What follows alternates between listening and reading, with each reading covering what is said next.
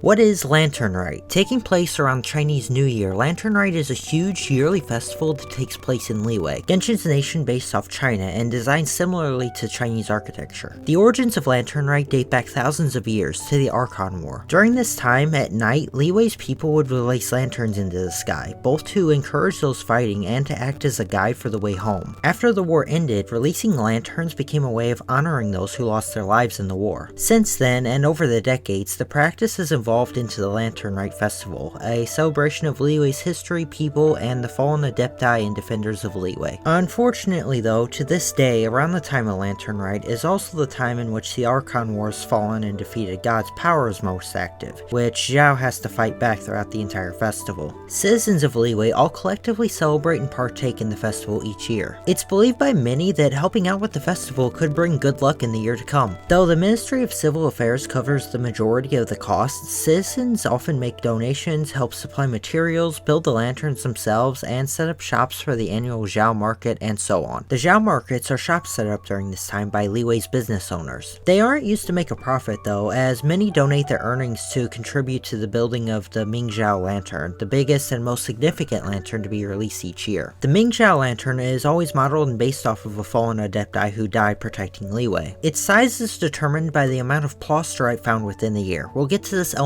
in a moment. Hundreds of Zhao lanterns are also built and released. These lanterns are smaller, individually made, and unique to each person who makes them. There is no one correct way to make a Zhao lantern. Now, what is plasterite? It's a special type of element found in Liyue known for its anti-gravitational properties after activation. Any object imbued with plasterite is able to share in its floating abilities. This is what makes the lanterns that are released float. Liyue's people gather as much of this rare element as they can throughout the year. The more they gather, the more Zhao lanterns and the bigger the Mingzhao lantern. Those involved inscribe their prayers in the plasterite in their lanterns for good fortune. This element is also what powers the Jade Chamber's floating mechanism. There are a few different types of plasterite, the most common being the green kind, as well as the more rare azurite, which is blue, and vermilionite, which is red. All of the glowing lanterns are released on the night of Lantern Rite, honoring Liyue's history and people and displaying a beautiful sight which can be seen from miles away. If you've enjoyed learning about the lore of Lantern Rite and want to learn more about Teyvat, make sure you subscribe.